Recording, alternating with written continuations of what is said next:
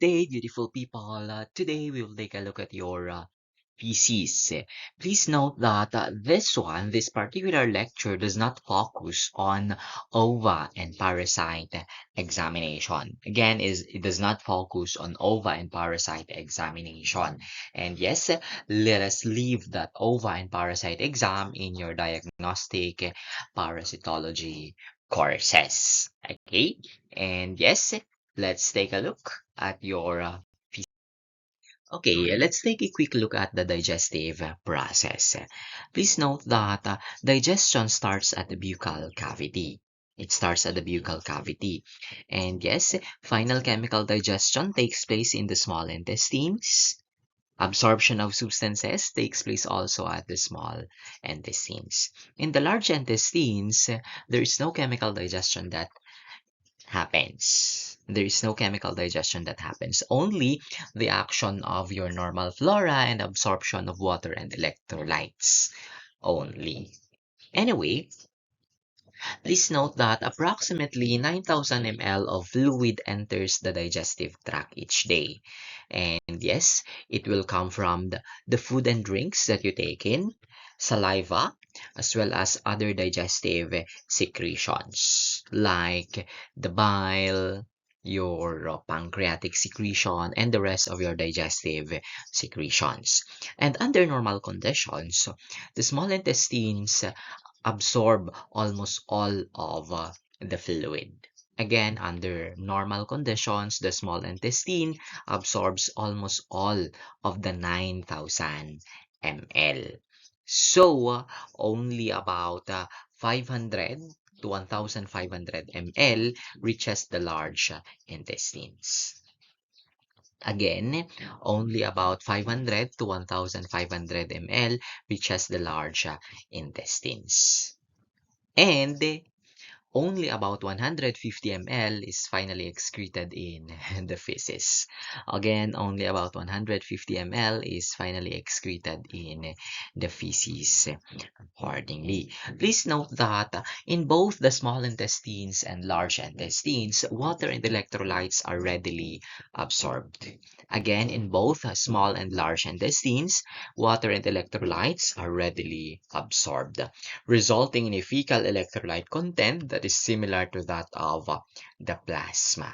The fecal electrolyte content is similar to that of the plasma accordingly. And yes, please note that the large intestine can absorb up to 3,000 ml of water. Again, the large intestine can absorb up to 3,000 ml of water.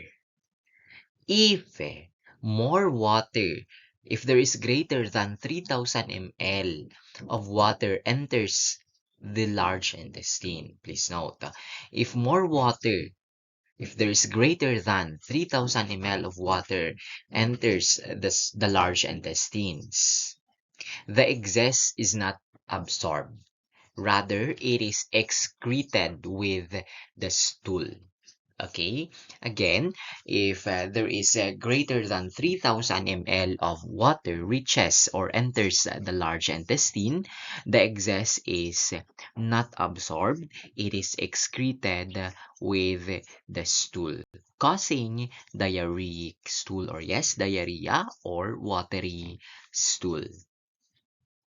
In case that the intestinal movement is slowed down, in case that the intestinal movement is slowed down, the colon absorbs even more water. Again, if there is a slow movement of the colon, the large intestines absorbs even more water. Okay, if more water is absorbed, then uh, it will lead to constipation. It will lead to constipation and yes, formation of small hard stools or goat dropping stools accordingly. Okay, that is somewhat for your digestive process. Anyway, why do you study feces? Okay, in the context of parasitology, and perhaps this is more popular to you. Okay, you do fecal analysis to identify ova and parasites. Okay, you identify feces to identify ova and parasites. Please note that in diagnostic parasitology, your number, or in clinical parasitology, your number one sample is feces. But then, in the context of this lecture, we will not, again, as what we said earlier, we will not focus on ova and parasite examination. We'll take a look at other tests done on feces. Anyway, you will study feces to detect early gastrointestinal tract bleeding, or for early detection, sorry, of gastrointestinal tract bleeding. Yes, you have tests that will detect early gastrointestinal tract bleeding, like fecal occult blood test. What else? Okay, to detect liver and biliary disorders. Okay, with what they call this, with the color of the stool alone, no, you can tell if there is a liver or biliary duct disorder. You can tell if there is biliary obstruction with the color of the stool in case of pale or a colic stool. Diba? Anyway, okay, your fecalysis, or yes, examination of your feces can rule out maldigestion and malabsorption syndromes. Okay, yes, with the uh, examination of your fecal enzymes and the rest of your substances. What else? Inflammation. Okay, inflammation and causes of diarrhea and steatorrhea, and yes, identification of pathogenic organisms. Of course, in this particular lecture, we will not take a look at the identification of pathogenic organisms. We will not identify pathogenic organisms here. Okay, please leave that one to your clinical diagnostic parasitology and diagnostic microbiology or bacteriology accordingly. Anyway, normal fecal composition, a three-fourth of your feces is water, and one-fourth is bacteria, cellulose, other undigested foodstuff, gastrointestinal secretions, bile pigments, and cells from your intestinal walls. Okay. Normal desquamation naman po yon, as well as electrolytes. Okay, and please note that the final breakdown of ingested proteins, fats, and carbohydrates take place in the small intestines. Again, the final breakdown takes place in the small intestines, of course, because you have your digestive enzymes, the digestive enzymes that will break down these substances. Okay, like what are your digestive enzymes? You have your trypsin, chymotrypsin, and the rest. You have lipase, okay, carbohydrates, as that will break down carbohydrates, of course. And yes, you have bile salts also. Bile salts here, and yes, bile salts coming from, of course, coming from the bile. Okay, just to introduce to you maldigestion and malabsorption, please note that maldigestion, that is an impaired food digestion. There's an impaired food digestion in this one, or yes, the food is not digested somewhat. When you say malabsorption, there's an impaired nutrient absorption by the small intestine. Okay, it is digested into its absorbable forms. But then, in case of maldigestion or malabsorption, it is not absorbed. So it is passed to the feces. Anyway. Okay, yeah, let's take a look at the collection of your fecal sample. Please note that the container should be clean and screw capped. Okay, please note that you should instruct your patient to collect the specimen in a clean container. Clean container. Please note that you only need a thumb size or a pea size. Okay, not the whole. Okay, not the whole stool usually. Usually we require a thumb size or a pea size, not the whole stool. Okay, so how are you going to instruct your patient? And please note that the stool should not touch the bowel, the stool uh, should not be contaminated with toilet water, or it should not be contaminated with urine. So somewhat you can instruct your patient to make use of a bedpan if they have at home, or they can make use of a disposable container. Okay, you have microwavable disposable plastics, 'di ba? Okay, or you can make use of your empty ice cream containers, yung mga ganun na lalagyanan.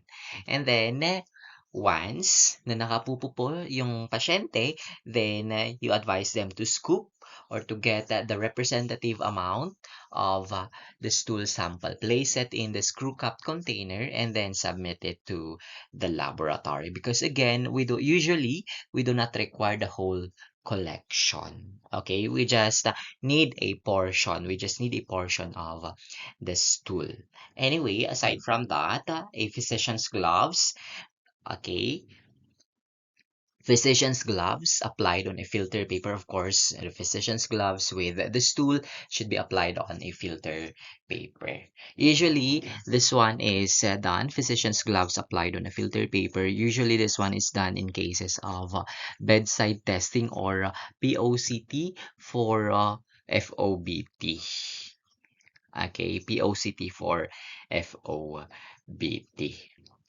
Please note that sample collection here is actually the same with the sample collection in clinical or in diagnostic parasitology. Accordingly, wala naman pong pinagkaiba. But then please note that containers that have preservatives for ova and parasites must not be used to collect specimens for other tests, because they might interfere with the test result. Please note that for quantitative testing like those of fecal fats or time specimens are required, uh, you make use of 3-day collection. You make use of they collect. Okay, please note that quantitative testing is done because of the variability of bowel habits and the transit time required for food to pass through the digestive tract. That is why a 3-day collection, or actually the most representative specimen for quantitative testing, is a 3-day collection method. Again, what you call this, quantitative testing, you need what you call this, a 3-day collection because of the variability of bowel habits and the transit time that is required for the food to pass through the digestive tract. And yes, in case of a 3-day collection or quantitative testing, which needs a 3-day collection, the samples are collected in larger containers. The samples are collected in larger containers. And yes, okay, they are collected in a larger containers, and accordingly, uh, care must be taken when opening any fecal specimen. Okay, to release the gas that has accumulated within the container slowly. Okay, care must be taken again when opening any fecal specimen to release gas that has accumulated within the container slowly. And yes, okay, patients also must be cautioned not to contaminate the outside of the container accordingly. Anyway, again, your 3-day collection is for quantitative testing. Your random collection is suitable for qualitative testing for blood and microscopic examination of leukocytes, muscle fibers, and fecal fats accordingly. Okay, so you have here the method by Camige, scraping of stool from diapers, your leaf, that is the insertion of a thick walled glass in the rectum, And again, same, please note, sample must not be contaminated with urine or toilet water or other chemical disinfectants because this ones will interfere with the tests. Take a look at your diarrhea. Let's take a look at your diarrhea. Please note that we said earlier the large intestines is capable of absorbing approximately 3,000 ml of water. If this 3,000 ml of water is exceeded, the excess, okay, is excreted in the stool. Okay, the excess is excreted in the stool, causing a diarrheic stool or watery stool accordingly. When you say diarrhea, that is defined as an increase in daily stool weight. Diarrhea, there is an increased daily stool weight above 200 grams, and there is an increased liquidity of stools, and there is a frequency of more than 3 times per day. More than 3 times per day. Please note that diarrhea is classified based on the duration of the illness and the mechanism. Based on duration of the illness, acute or chronic. Please note that diarrhea that lasts less than 4 weeks is acute, while diarrhea persisting for more than 4 weeks is termed as chronic. Acute diarrhea is it lasts for less than 4 weeks, and chronic more than or persist for more than 4 weeks. Mechanism, it is secretory, or mechanism can be secretory, osmotic, or altered motility. Okay? Your altered motility describes conditions of either enhanced motility or slow motility. Your enhanced motility is otherwise known as hypermotility, and your slow motility, okay, can be seen in cases of constipation. And please note that your enhanced and slow motility is both seen are actually both seen in irritable bowel syndrome. Okay, your irritable bowel syndrome shows both enhanced motility and slow motility. But what happens in irritable bowel syndrome? Your irritable bowel syndrome is a disorder wherein the nerves and muscles of the bowel are extra sensitive. Okay, in IBS, the nerves and muscles of the bowel are extra sensitive, causing cramping, bloating, flatus, diarrhea, and constipation.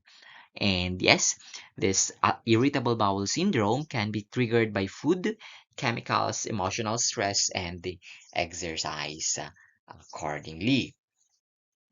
Your intestinal hypermotility is the excessive movement of intestinal contents through the gastrointestinal tract that causes diarrhea because normal absorption of intestinal contents and nutrients cannot occur. Please note that if there is a fast motility or fast movement of intestinal contents, absorption will not take place.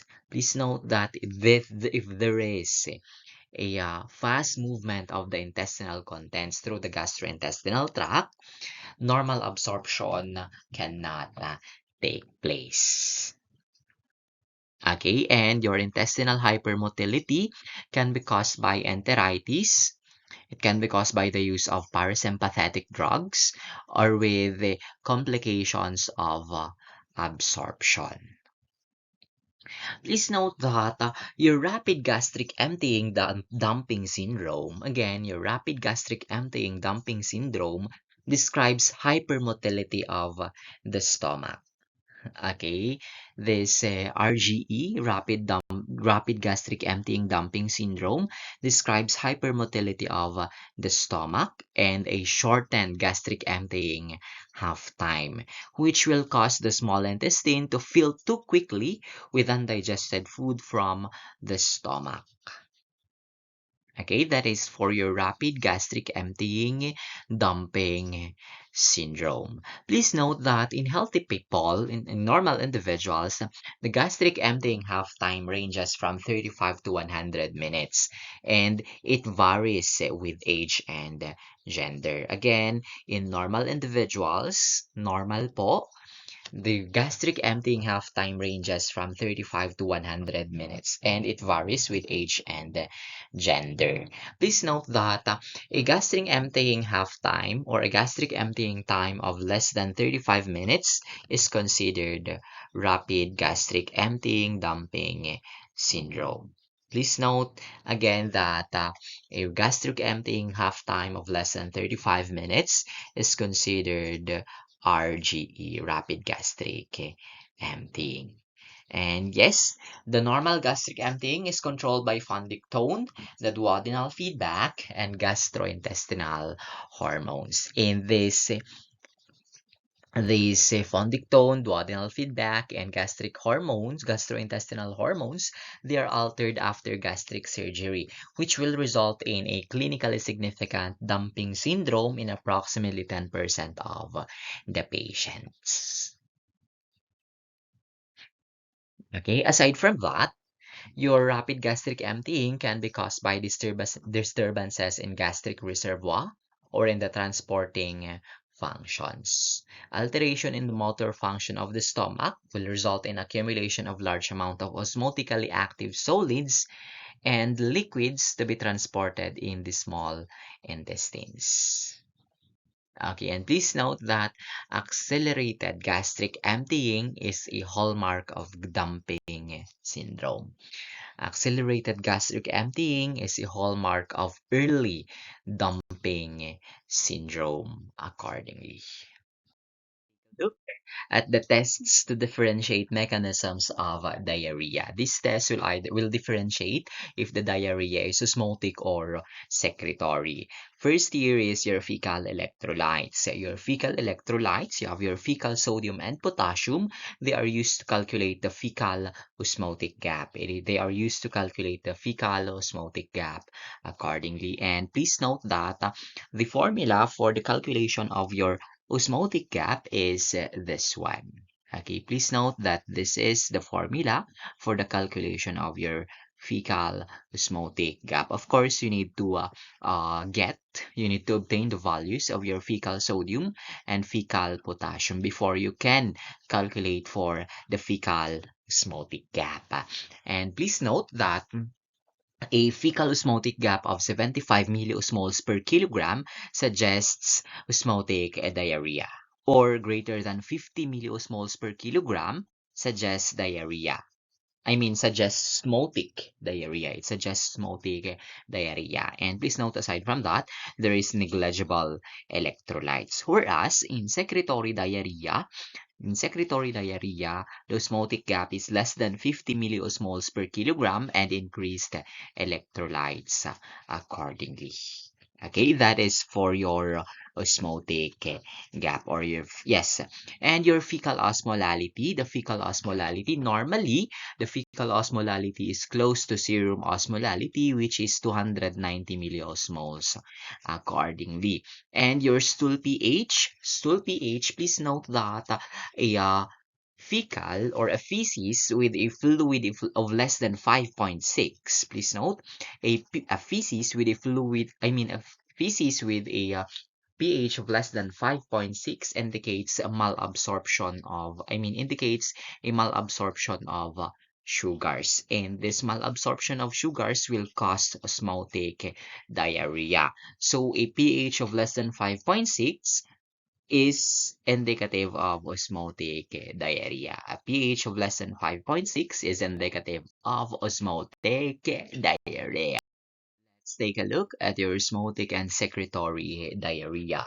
When you say osmotic diarrhea, this one is caused by poor absorption that exerts osmotic pressure across the intestinal mucosa. And please note that the incomplete breakdown or reabsorption of food will present increased fecal material to the large intestines, which then will result in retention of water and electrolytes in the large intestine. In turn, this one will result in stool that is excessively watery. Please note that maldigestion and malabsorption contributes to osmotic diarrhea. We what you call this maldigestion and malabsorption contributes to osmotic diarrhea, as what we said earlier when we talk about your fecal pH. Anyway, the presence of unabsorbable solutes will increase the fecal osmolality and the concentration of electrolytes is lower. That is why it will result in an increased osmotic gap. Earlier, the previous slides, we said that osmotic diarrhea, you have greater than 50 milliosmoles per kilogram osmotic gap. Or sabi niyo doon is 75 milliosmoles. So, please note that is for osmotic diarrhea accordingly. So what are the causes of osmotic diarrhea? Your osmotic diarrhea is caused by disaccharidase deficiency, which is like lactose intolerance. What else? Malabsorption in cases of celiac sprue, as such. Okay, poorly absorbed sugars like poor absorption of lactose, sorbitol, mannitol, as such, and then laxatives, magnesium-containing antacids, amoebiasis, and antibiotic administrations. Accordingly, all of those causes osmotic diarrhea. While your secretory diarrhea, this one is caused by, or sorry, this one is your secretory diarrhea is caused by increased secretion of water. It is caused by increased secretion of water accordingly. Please note that bacterial, viral, and protozoan infections produce increased secretion of water and electrolytes, which will override the reabsorptive ability of the large intestines, leading to a secretory diarrhea accordingly. So what are your what do you call the your causes of secretory diarrhea? You have your enterotoxin producing organisms like E. coli, Clostridium, Vibrio cholerae, Salmonella, Shigella, Staphylococcus, and Campylobacter infections. Protozoan infections as well will cause secretory diarrhea. Parasites like Cryptosporidium can stimulate the secretion of water and electrolytes, also causing secretory diarrhea. Other causes of secretory diarrhea, you have drugs, stimulant laxatives, hormones, inflammatory bowel disease. You have your Crohn, ulcerative colitis, lymphocytic colitis, and diverticulitis. Endocrine disorders like hyperthyroidism will cause secretory diarrhea. Also, neoplasms and collagen vascular disease will cause secretory diarrhea accordingly. But then, more commonly, secretory diarrhea is caused by enterotoxin producing bacteria. And yes, the mechanism, there is increased secretion of water and electrolytes into the large intestines. There is an increased secretion, whereas in osmotic, there is an increased water that is presented to the large intestines. There is increased water that is presented to the large intestines coming from your small intestines accordingly. Steatorrhea. Please note that your steatorrhea, there is the presence of excess fat in the stool, or yes, increased stool fat, and the value is greater than 6 grams per day. 6 grams of fat per day. Please note that steatorrhea will have a bulky, pale, foul-smelling, greasy stool that may float, that may tend to float accordingly. And please note that steatorrhea is not a disease. It is a symptom of fat or yes, lipid maldigestion and malabsorption. Please note, it is a symptom of lipid maldigestion and malabsorption. Okay, please note that the increase in stool fat is due to the absence of bile salts or due to the decrease in pancreatic enzyme production. Anyway, let's go back. What is the function of your bile salts? Your bile salts function here to emulsify fats, and then chop or yes, chop your fats into smaller fat droplets to produce a greater surface area for the action of pancreatic lipase to somewhat enhance the enzymatic action of your pancreatic lipase. If bile salts are absent, aside from that, bile salts, aside from fat emulsification, your bile salts will also help activate pancreatic lipase. It will also help activate pancreatic lipase. And yes, please note that in the absence of your bile salts, your pancreatic lipase cannot work efficiently. Again, in the absence of bile salts, your pancreatic lipase cannot work efficiently. And yes, absence of bile salts that will assist pancreatic lipase in the breakdown and subsequent reabsorption of dietary fat will produce an increase in lipids in the stool that will somewhat exceed 6 grams per day. And yes, that is steatorrhea accordingly. So what are other causes of steatorrhea? You have pancreatic disorders, which includes cystic fibrosis, which include, aside from that, chronic pancreatitis, carcinoma, that decrease the production of pancreatic enzymes is actually associated with steatorrhea. Please note that malabsorption sorry, steatorrhea may be present in those with maldigestion and malabsorption conditions. And yes, this malabsorption or maldigestion cause of steatorrhea can be distinguished by your D-xylose test. Your D-xylose test is used to differentiate malabsorption from maldigestion. And your D-xylose is what you call this? It is a carbohydrate, sorry. Your D-xylose is a carbohydrate that does not need to be digested. Okay, it does not need to be digested, but it needs to be absorbed in the intestines and go to the circulation and be excreted in the urine. Okay, your D-xylose is a sugar that that does not need to be digested but needs to be absorbed and be present in the urine. So the sample for your D-xylose test is urine. Okay, of course, you measure for your D-xylose. Of course, you measure the levels of D-xylose in the urine. And if the D-xylose levels in the urine is low, then the steatorrhea is probably caused by malabsorption. Again, if the urine D-xylose is low, then the steatorrhea is caused by malabsorption conditions. And malabsorption conditions include bacterial overgrowth, intestinal resection, celiac disease, tropical sprue, lymphoma, Whipple disease, Giardia, Crohn disease, and intestinal ischemia accordingly. And normal D-xylose, maldigestion due to pancreatic insufficiency.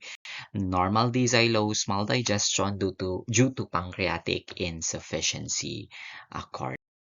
Your steatorrhea can be caused again by maldigestion of fats or malabsorption of fats. In case of maldigestion, it has in D-xylose test, it has a normal D-xylose levels. It has a normal diazylose levels. And please note that in maldigestion, there is decreased levels of pancreatic enzymes, and it is seen in cases of pancreatitis and pancreatic cancer.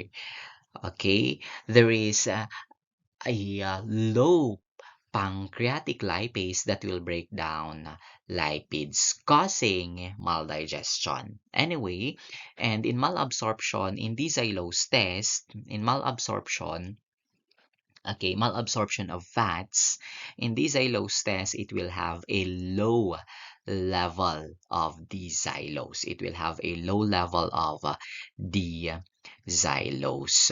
accordingly. So please note that these are the disease associations of malabsorption steatorrhea. You have diseases that damage intestinal mucosa like tropical sprue, okay, or sprue. Please note that when you say sprue, this one is a malabsorption disorder, which is caused or which is characterized by villus atrophy. Okay, and so please note that in the histology of your small intestines, there are villi. There are villi, okay, projections or extensions of the yes, extensions of your lining. Okay. Anyway, your sprue can be classified into two, celiac sprue and tropical sprue. Okay, when you say celiac sprue, it is actually immune mediated, or celiac disease. It is actually an immune mediated disorder, which is actually triggered by gluten. Okay, by your gluten. And then your tropical sprue, this one is acquired. It is caused by infections. Okay, it is caused by infections. What else? Causes of malabsorption steatorrhea, bacterial overgrowth, intestinal resection, lymphoma, Whipple disease, which yes, Whipple disease will lead to villus atrophy also.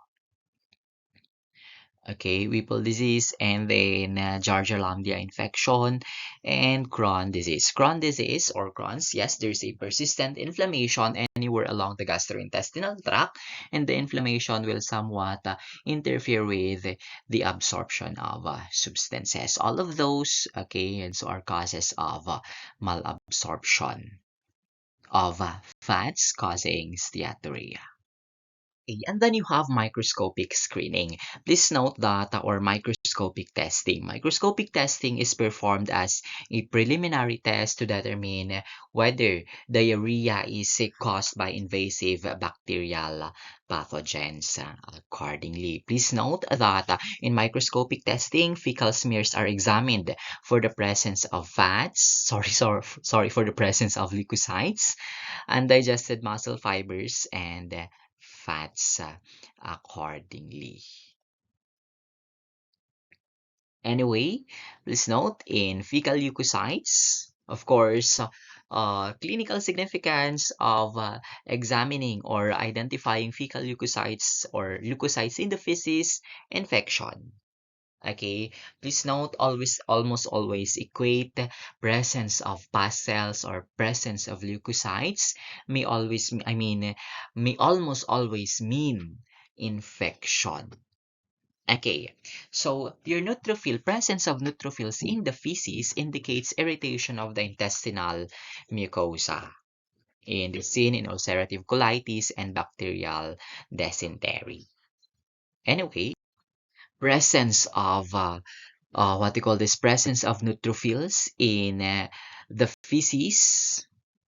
Okay, so presence of the of neutrophils in a diarrheic stool is caused by invasive bacteria. Presence of neutrophils in a diarrheic stool is caused by enteroinvasive or invasive bacteria. So what are these microorganisms? You have Salmonella, Shigella, Campylobacter, Yersinia, and enteroinvasive E. coli.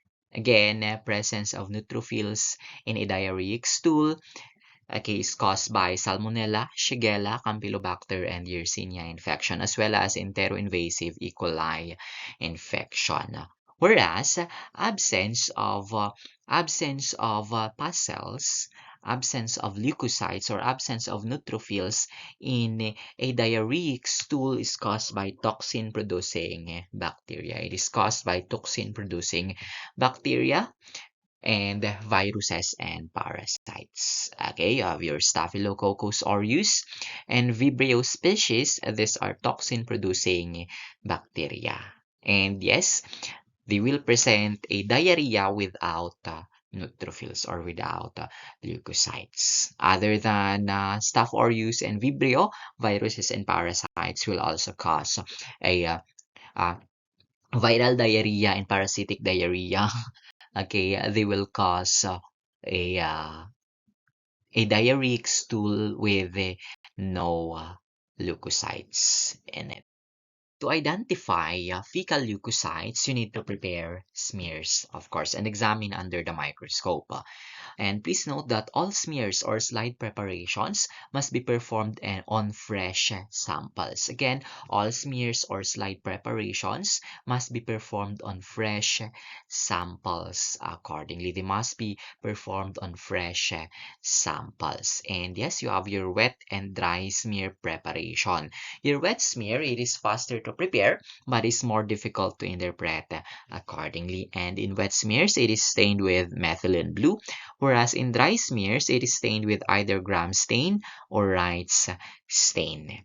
Your dry smears will provide permanent slides for evaluation. And again, it is stained with either Wright's or Gram stain. Please note that your Gram stain your gram stain here will allow the observation of gram-positive or gram-negative organisms. And yes, it will help in the treatment accordingly. Identification of gram-pass or gram-negative bacteria will help in the treatment of the diarrhea accordingly. But anyway, the positive result for fecal leukocytes, you have 3 neutrophils per high power field. 3 neutrophils per high power field accordingly is the positive result. And any neutrophil per oil immersion field, okay, has a 70% sensitivity for invasive conditions. Again, any neutrophil per oil immersion field has 70% sensitivity for invasive conditions. And please note, you have another one here, your lactoferrin latex agglutination. Please note, it is not a microscopic test. It is an agglutination test.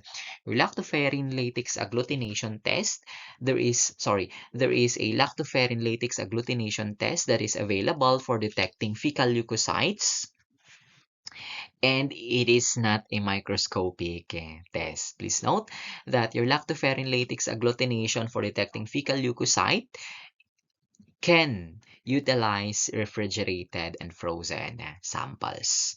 Again, your lactoferrin latex agglutination test for detecting fecal leukocyte is sensitive in refrigerated and frozen samples, meaning you can make use of refrigerated and frozen samples. Please note that your lactoferrin is a component of your granulocyte granules. Diba? Your lactoferrin is a secondary granule of your granulocytes, and presence or yes, positive lactoferrin latex agglutination indicates an invasive bacterial pathogen. Indicates an invasive bacterial pathogen. You have your muscle fibers still under microscopic examination of feces. Your muscle fibers here, they are used in the diagnosis and monitoring of patients with pancreatic insufficiency, biliary obstruction, and gastrocolic fistulas.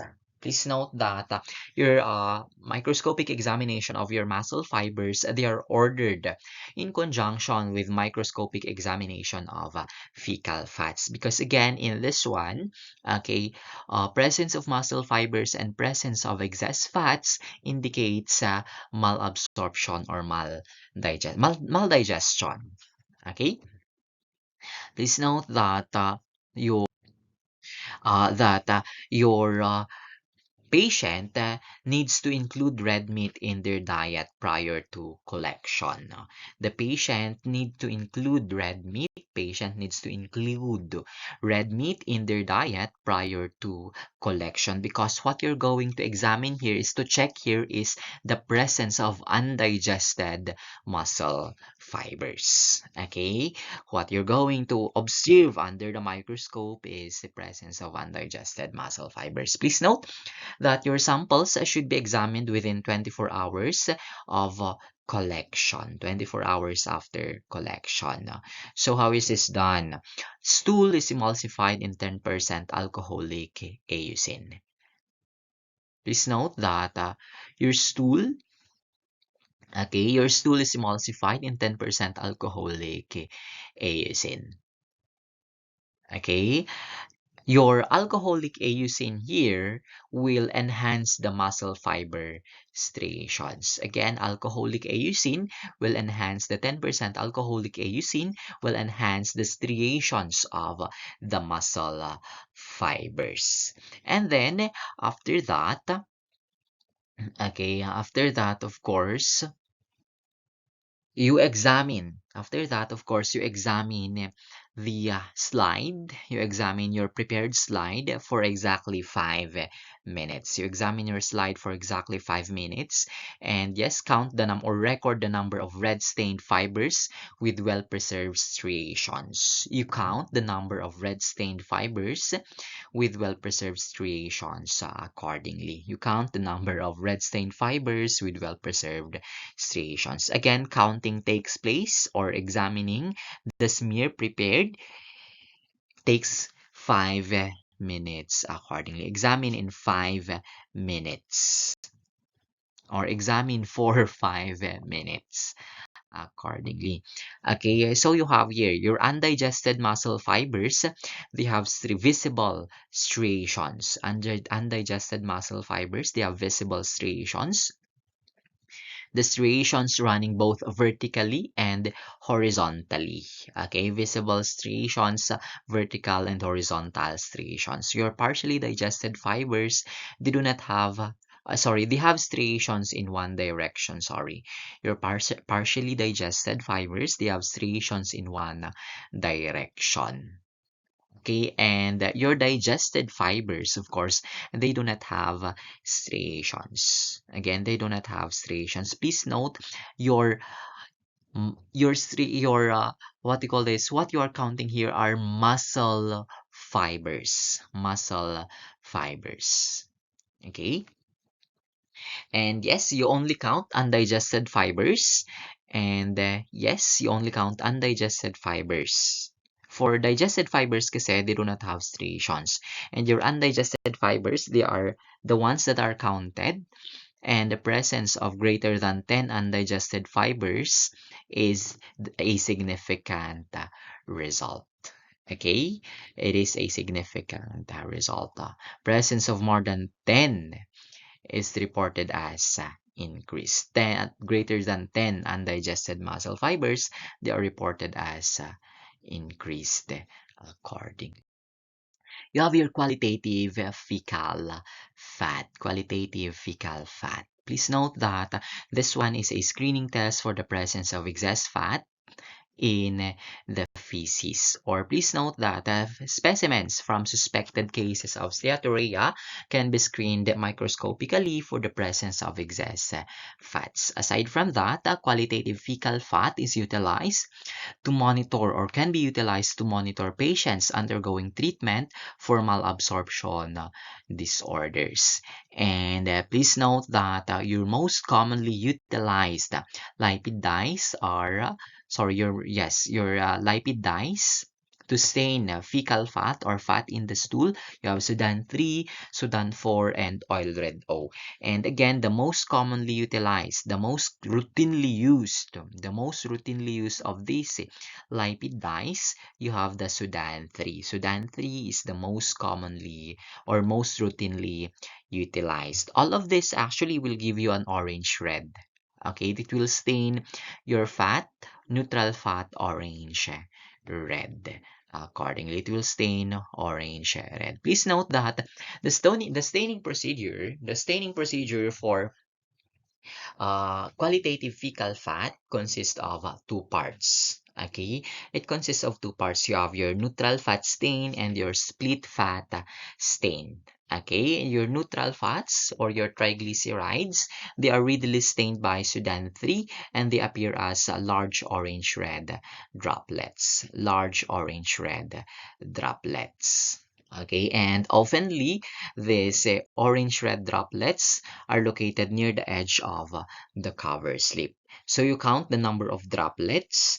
Greater than 60 droplets per high power field is indicative of steatorrhea. Greater than 60 droplets per high power field is indicative of steatorrhea. Aside from neutral fats, your lipids that are also included in the microscopic examination of feces are fatty acid salts or the soaps, and fatty acids and cholesterol. Again, the lipids that are included are in microscopic examination of feces are triglycerides or neutral fats, fatty acid salts, or fatty acid soaps and fatty acids and cholesterol accordingly. And yes, as what we said earlier, you have two staining methods. You have your neutral fat stains and your split fat stain. Okay, your neutral fat, of course, it will stain neutral fats only. Your soaps, your fatty acid soaps or fatty acid salts and fatty acids do not stain directly with Sudan 3. That is why a second slide must be examined after the specimen has been mixed with acetic acid and heated. This time, you do your split fat stain.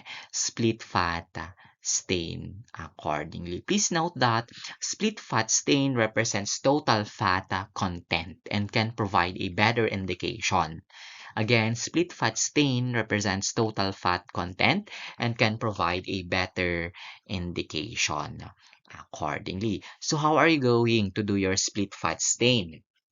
How are you going to do your split fat stain? Please note, you need your stool. Okay, you need to emulsify.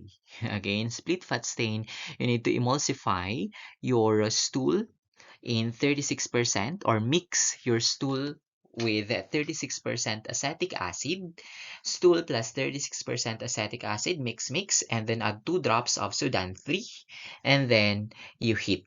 Add 2 drops of Sudan 3 and you heat. And you examine microscopically. You examine microscopically. In split fat staining, examining the split fat slide will reveal stained droplets that represent not only the free fatty acids but also fatty acids produced by hydrolysis of soaps and the neutral fats accordingly. So, okay.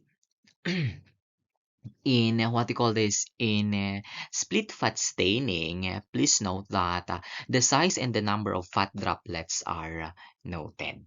Okay, the size and the number of the fat droplets are noted. Normal values: 100 small fat droplets with less than 4 micrometers in size per high power field. Slightly increased: 100 droplets per high power field, and the size of the droplets are 1 to 8 micrometers. While increased fecal fat, you have 100 droplets per high power field with a size of 6 to 7. The size of the droplets is 6 to 75 micrometers in size accordingly. Okay, again, in split fat staining, okay, it reveals stained droplets that represent not only the free fatty acids but also the fatty acids produced by hydrolysis of soaps and neutral fats accordingly. Anyway, comparison of the two slides of your neutral fats or your neutral fat slide and the split fat stain slide will determine whether maldigestion or malabsorption is causing steatorrhea. Of course, this one will somewhat support, okay, your D-xyloso testing. Okay, this is another test or this comparison of the two slides, the neutral fat and the split fat stain slides, is another test to determine whether maldigestion or malabsorption is causing steatorrhea. The other that we learned is the D-xylose test. Okay, so in comparison of the two phases, you have your neutral stain and split fat stain, an increased amount of total fat on the split fat stain with normal fat content on the neutral stain slide is an indication of malabsorption. Again, comparing the two phases, so what we said, you have your first phase is the neutral stain, and the second phase is, or the second slide is split fat stain. An increased amount of total fat on the second slide with normal fat content on the neutral fat stain is indicative of malabsorption. While maldigestion is indicated by increased neutral fat on the first slide. Maldigestion, increased neutral fat on the first slide. Okay, that is for your qualitative fecal fat. Your acid steatocrete, this one estimates the amount of fat or fat excretion. Again, acid steatocrete, it estimates the amount of fat excretion accordingly. And it's more convenient than a 72-hour stool collection because in quantitative stool or in quantitative fat identification, you need actually a 72-hour stool collection. And in acid steatocrete, please note it estimates the amount of fat excretion. Okay, but then it is more convenient than a 72-hour stool collection. And acid steatocrete is a reliable tool to monitor a patient's response to therapy and screen for steatorrhea and pediatric patients. And then you have your near-infrared reflectance spectroscopy. This one is not actually, both actually of this one, they are not microscopic tests. They are chemical tests. Please note that your near-infrared reflectance spectroscopy requires a 48 to 72 hours stool collection. Okay, this requirement of 48 to 72 hours stool collection will exclude day-to-day variability in the diet. Okay, it will exclude day-to-day variability in the diet, but it does not require reagents after homogenization of the sample. Okay, it does not require reagent after homogenization of the sample. In IRS, please note that the result is based on the measurement and computed processing of signal data from reflectance of the fecal surface. And the results here are calculated from calibration derived from known samples. The results are calculated from calibration which are derived from known samples. And yes, in IRS, it quantitates water, fat, and nitrogen in grams per 24 hours. It quantitates in near-infrared reflectance spectroscopy. It quantitates water, fat, and nitrogen in grams per 24. Chemical examination of feces. Your fecal occult blood test. This is the most frequently performed chemical screening test for your feces. And please note that bleeding of more than 2.5 ml per 150 grams of stool is pathologically significant. And sometimes there is no visible sign of bleeding may be present with this amount, with this 2.5 ml, with this greater than 2.5 ml per 150 grams of stool. That is why fecal occult blood testing is necessary. Please note that your fecal occult blood testing is used as a mass screening procedure for the early detection of colorectal cancer because your FOBT has a high positive predictive value for detection of colorectal cancers in early stages of the cancer. Okay, please note that your FOBT is recommended by American Cancer Society for patients with the for patients with 50 years of age or older. For patients of 50 years age, for 50 years old patients or older accordingly. Again, this one, if OBT is recommended by American Cancer Society for greater than 50 years of age patients. Anyway, aside from that, your FOBT may also be performed to evaluate possible causes of unexplained anemia. Okay, FOBT may also be performed to evaluate possible causes of unexplained anemia. But then, if the number one use is for screening of colorectal cancer, screening of colorectal cancer. Anyway, the principle employed for fecal occult blood is your pseudoperoxidase activity of hemoglobin. It is actually the same. This one is actually the same principle in the reagent strip test, the urine reagent strip test for blood. Okay, yun nga lang, the most commonly utilized chromogen is gam-guaiac. Iba lang po siya. Okay, iba lang po siya. Please note, your gam-guaiac is the least sensitive chromogen. Okay, your benzidine is the most sensitive. Your orthotolidine is lesser sensitive, and the least sensitive is gam-guaiac. And this is preferred for routine testing. It is preferred for routine testing. Okay, least sensitive. Okay, it is least sensitive, and this one is preferred for routine testing. Because your benzidine, it is very sensitive. It might give a false positive result. Your gam-guaiac, it is the least sensitive and preferred for testing, considering the amount of blood in a normal stool. It can contain up to 2.5 ml of blood. And a less sensitive chemical reactant is more desirable to prevent high chances of false positives accordingly.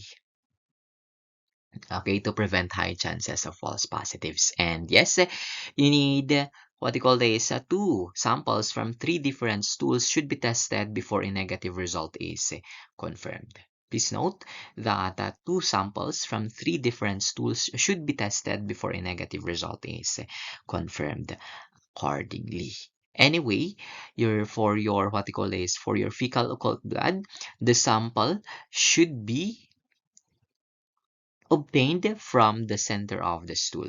The sample for occult blood should be obtained from the center of the stool accordingly. It should be obtained from the center of the stool.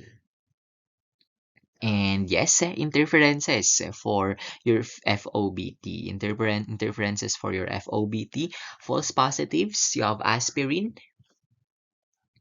red meat, horseradish, broccoli, cauliflower, raw horseradish, and the rest, as well as menses and hemorrhoids will give you a false positive reaction. Please note that to avoid false positives, please, refrain from taking in, patient preparation. This is patient preparation. To avoid false positives, the patient should be instructed to avoid or to refrain or to do not take aspirin for 7 days prior to collection. Your red meat, horseradish, broccoli, cauliflower, uh, radish, melons, should not be taken in for 3 days prior to collection. Do not ingest red meat, horseradish, or raw broccoli, raw cauliflower, radish, melons for 3 days prior to collection. Okay, and of course, make sure that the sample is not contaminated with hemorrhoids and with hemorrhoidal blood and menses. Anyway, false negatives. False negative result is caused by vitamin C. Okay, as it is a reducing agent, greater than 250 milligrams per dl of vitamin C. And yes, iron supplements containing vitamin C. Of course, to prevent false negatives, refrain taking in vitamin C for 3 days prior to collection. For 3 days prior to collection. Of course, sabi natin is that for fecal occult blood, you need to obtain the sample, your sample at the center. Obtain at the center. And then after that, of course, you spread. Okay? You spread thinly. Okay? You spread thinly at the filter paper. Spread thinly at the filter paper because very thick, okay, very thick smear or a stool smear or fecal smear will cause false negative result. Okay, too thick, okay, too thick smear will cause a false negative result because you need to smear it. Kasi you need to smear it on the filter paper. And then after that, you flip and put a drop of hydrogen peroxide. Hydrogen peroxide is your reagent. Okay? Apply a thick smear of stool sample on the test card. I mean, sorry. Okay, thick smear, okay, will produce a false negative result. Okay, it will produce a false negative result. And yes, failure to allow the sample to soak in the filter paper for 3 to 5 minutes before adding the developer or yes, the reagent may result in false negative result. Okay, after spreading, you let it soak for 3 to 5 minutes. After spreading, you let it soak for 3 to 5 minutes and then flip and then add the color developer or the reagent because your red cells, okay, the hemoglobin must be absorbed onto the test card completely before a positive reaction can occur when the developer or when the reagent is added. Same pa rin po, okay, the heme will break down H2O2. Okay, the heme will break down H2O2, releasing hydrogen and oxygen, and the oxygen will oxidize the chromogen, giving you a colored complex. And the positive result, what is the positive result here? Blue, green, green, blue. Okay, blue as the positive result. Then you have your immunochemical fecal occult blood test. This one is specific for the globin portion of human hemoglobin. Okay, it's specific for the globin portion of human hemoglobin and uses anti-human hemoglobin antibodies. Okay, it uses anti-human hemoglobin antibodies. It is embedded in the nitrocellulose paper. Please note, Hemoccult ICT. It is ICT, immunochromatography, is the principle employed accordingly. Okay, please note that it does not require dietary or drug restrictions because again, it is, okay, it will only interact with the human hemoglobin. Okay, it will only interact with human hemoglobin. And yes, it is more sensitive to lower gastrointestinal bleeding. Okay? In upper gastrointestinal bleeding kasi, the hemoglobin is immunochemically inactive. In upper gastrointestinal bleeding, the hemoglobin is immunochemically inactive due to the actions of enzymes, okay, enzymes in the alimentary canal as well as bacterial degradation in the intestines. Okay, causing it immunochemically inactive. Whereas lower gastrointestinal bleeding, the hemoglobin is immunochemically active. Okay, which will react, okay, with the anti-human globulin antibodies in the reagent. Anyway, it is more sensitive. Again, your Hemoccult ICT or immunochemical fecal occult blood test is more sensitive to lower gastrointestinal bleeding. And please note that lower gastrointestinal bleeding is an indicator of colon cancer or other gastrointestinal tract diseases.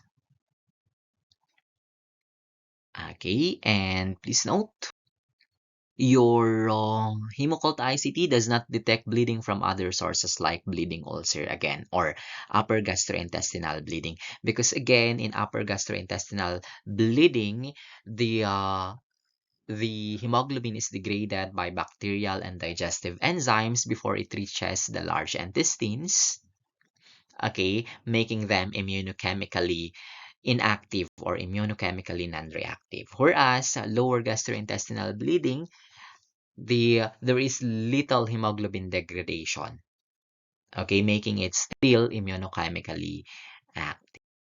Of your Hemoc-1. Okay, this one is a fluorometric test for detection of hemoglobin and porphyrin. Please note that your porphyrin here is not detected by the Guaiac test. Okay, it is not detected by the Guaiac test. And yes, in upper gastrointestinal bleeding, the hemoglobin is degraded as it passes through the intestines and is converted to produce, or it is converted to porphyrin. That is why there are false negative results from upper gastrointestinal bleeding in Guaiac if OBT. Again, in Guaiac if OBT, there are false negative results from upper gastrointestinal tract bleeding because of the conversion of hemoglobin into porphyrin. Okay, and yes, your Hemoc-1 is more sensitive to upper gastrointestinal bleeding. It can detect, meaning it can detect upper gastrointestinal bleeding. Anyway, your Hemoc-1 is not affected by presence of reducing or oxidizing substances or water content of the fecal specimen. Okay, and false positive results.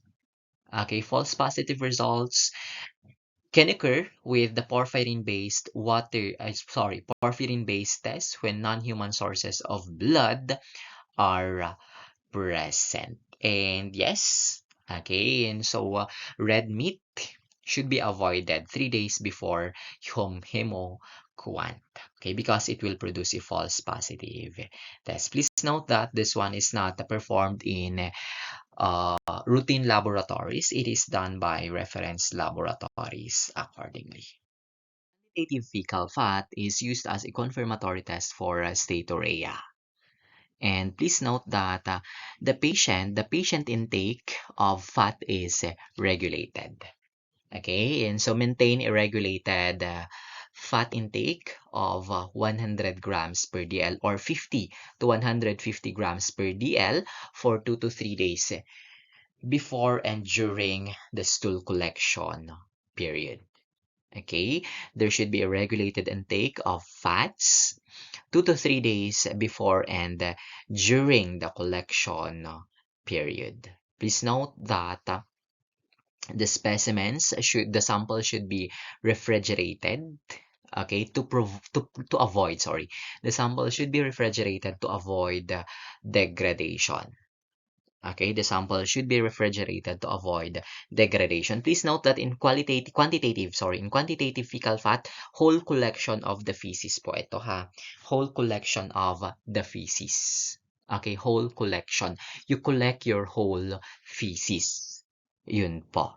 Anyway, okay, and yes, the samples must be homogenized before analysis. The samples must be homogenized before analysis. So the methods for quantitation, you have your Van de Kamer titration and your gravimetric method. Your Van de Kamer titration is the gold standard for quantitative fecal fat. Okay, Van de Kamer again is the gold standard for quantitative fecal fat. And yes, this is also routinely used for fecal fat measurement. In Van de Kamer titration, accordingly, your fecal lipids are converted to fatty acids. Okay, fecal lipids are converted to fatty acids. Okay, and the content is reported as grams of fat accordingly. It's grams of fat. And yes, in Van de Kamer, 80% of total fat content is measured by titration. While in gravimetric method, it measures all fecal fat. In gravimetric method, it measures all fecal fat. In Van de Kamer, it measures 80% of the total fat. While in gravimetric, it measures all fecal fat. Again, and yes, the fat content is reported as grams of fat or the coefficient of fat retention per 24 hours. And the reference or normal values based on 100 grams based on 100 grams per DL intake. Okay, you have 1 to 6 grams per DL or at least 85% coefficient of fat retention.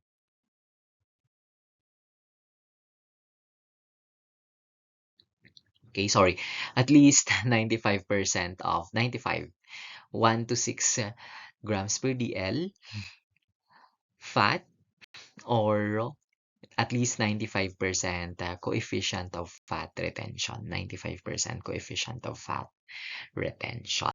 That is for the normal value of your hydrogen nuclear magnetic resonance spectroscopy. This actually is a 5-minute procedure. Okay, 5-minute procedure. It is actually safe. And yes, the sample is homogenized and microwave dried and analyzed. Okay, that is for hydrogen nuclear magnetic resonance spectroscopy. Still a chemical examination for quantitative determination of fat. Apps test, it distinguishes between fetal blood or maternal blood accordingly. And the sample is infant stool or vomitus. The control utilized is cord blood and adult blood accordingly. The sample, your sample, either infant stool or vomitus, is emulsified in water to free hemoglobin. Please note that water will somewhat cause the lysis of red cells. It will cause the lysis of red cells, liberating hemoglobin. And yes, the sample is centrifuged. If, yes, diba, in release, when there is hemolysis, you'll have a pink supernatant. When there is hemolysis, hemoglobin is released, producing a pink supernatant. Okay, to the supernatant, you add 1% sodium hydroxide. Okay, to the supernatant, you add 1% sodium hydroxide. After that, you observe for the result. You observe for any color change, sorry. Okay, if fetal hemoglobin is present, the solution remains pink. If fetal hemoglobin is present, the solution remains pink because hemoglobin F is alkali resistant, or fetal hemoglobin is alkaline or resistant to alkali. Whereas adult hemoglobin, the maternal hemoglobin, that if maternal hemoglobin is present, uh, the pink supernatant will turn into yellow brown after 2 minutes of standing because, okay, your maternal hemoglobin is not resistant to alkali. Fecal enzymes. So for your fecal enzymes, under this, you have your trypsin, chymotrypsin, and elastase 1. Okay, yes, your fecal enzymes, they are utilized to rule out, or yes, to rule out pancreatic insufficiency, chronic pancreatitis, cystic fibrosis, or steatorrhea. Please note, you have your trypsin. Your trypsin, this one, or yes, determining the trypsin content of the feces, it is actually an insensitive procedure because it only detects severe cases of pancreatic insufficiency accordingly. Anyway, how is this done? An X-ray paper is exposed to the salt sample that is emulsified in water. X-ray paper containing gelatin is exposed to the stool sample, emulsified in water. Presence of trypsin, okay, the trypsin will digest the gelatin present on the X-ray paper, producing a clearing at the area. While absence of trypsin, there is an inability to digest gelatin and no clearing or no change at the area. Okay, so presence of trypsin, there is clearing. Absence of trypsin, no clearing. Okay. Anyway, again, it is an insensitive procedure. It is not actually performed nowadays because it is insensitive. Okay, it only detects severe cases. Severe cases. Anyway, false positives, presence of proteolytic activities of bacterial enzymes. Okay, and then false negative, intestinal degradation of trypsin and inhibitors present in the feces. And then you have your chymotrypsin. Your chymotrypsin is a more sensitive indicator of less severe cases of pancreatic insufficiency. Okay, it is more sensitive indicator of less severe cases of pancreatic insufficiency, and it is more resistant to intestinal degradation than trypsin, and is more again more sensitive indicator. Anyway, your chymotrypsin remains stable in fecal samples for up to 10 days at room temperature. And yes, it is measured spectrophotometrically with the use of yes, okay, measured spectrophotometrically. Okay, and so reagent gelatin pa rin. You have your elastase 1. Your elastase 1 is a pancreas-specific enzyme and a very sensitive indicator of exocrine pancreatic insufficiency. Please note that your elastase 1 is 6% of all secreted pancreatic enzymes. 6% of all secreted pancreatic isoenzymes. Your fecal elastase 1 is pancreas-specific, and its concentration is about 5 times higher than than in pancreatic juice. Anyway, your elastase 1 is not affected by motility disorders or mucosal defect. Anyway, the method that is employed to detect elastase 1 is immunoassay using ELISA kit. Okay, elastase 1 is measured by immunoassay using ELISA kit. Of course, the ELISA test uses monoclonal antibodies against human pancreatic elastase 1. Okay, it uses monoclonal antibodies against human pancreatic elastase 1. Accordingly, this one is specific for human enzyme. It is specific for human enzyme and it's not affected by pancreatic enzyme replacement therapy. Okay, and yes, your elastase 1 is requires only a single stool sample, somewhat easy to perform accordingly. Now, for your what you call this elastase 1. And yes, your elastase 1 is specific in differentiating pancreatic from non-pancreatic causes in patients with steatorrhea. Again, your elastase 1 is specific in differentiating pancreatic from non-pancreatic causes in patients with steatorrhea. Carbohydrates in the feces. Please note that presence of increased carbohydrates in the stool will produce osmotic diarrhea, okay, from the osmotic pressure of the unabsorbed sugar in the intestines, a causing an influx of fluid and electrolytes. It will somewhat attract water or fluid and electrolytes accordingly. Okay, and yes, you have your diseases linked to increased increased carbohydrates in the feces. You have your celiac disease, lactose intolerance, accordingly. Anyway, you have your copper reduction test. Your copper reduction test is a test to detect congenital disaccharide deficiency and enzyme deficiencies due to non-specific mucosal injury. Okay, again, your copper reduction test detects congenital disaccharidase deficiency and enzyme deficiencies due to non-specific mucosal injury.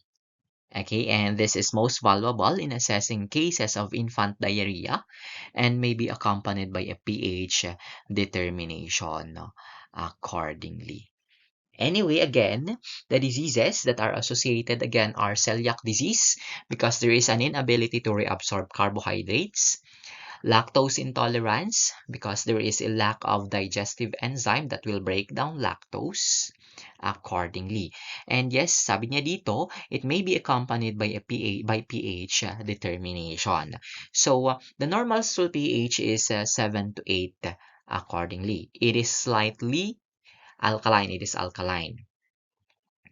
And in presence of carbohydrate disorders, in the presence of carbohydrate disorders like uh, lactose intolerance, inability to reabsorb in celiac disease, as such, okay, the pH of the stool is decreased or less than 5.5. The pH of the stool is 5.5. Why?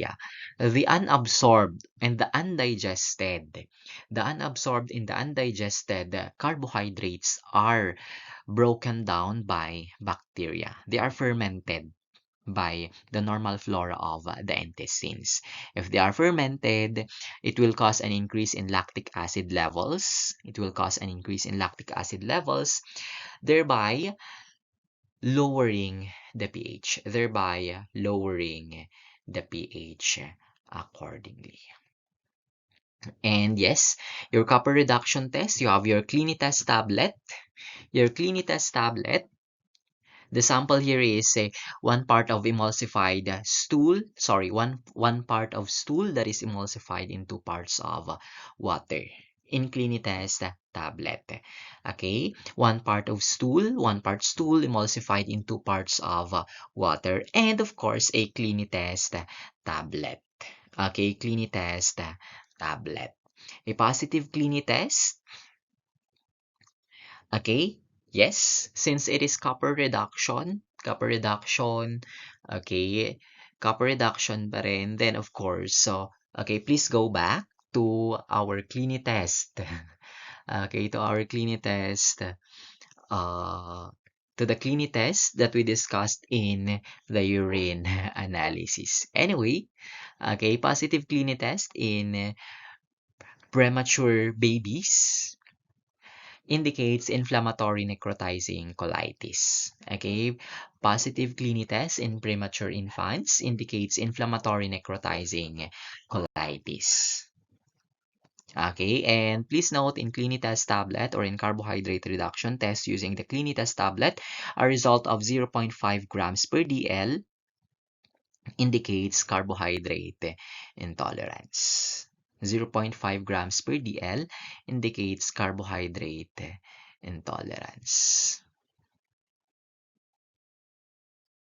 And yes, please note that Clinitest on feces can distinguish between diarrhea caused by abnormal excretion of reducing sugars and those caused by various viruses and parasites. Again, Clinitest uh, Clinitest on feces can distinguish between diarrhea caused by abnormal excretion of reducing sugars and those caused by viruses and parasites.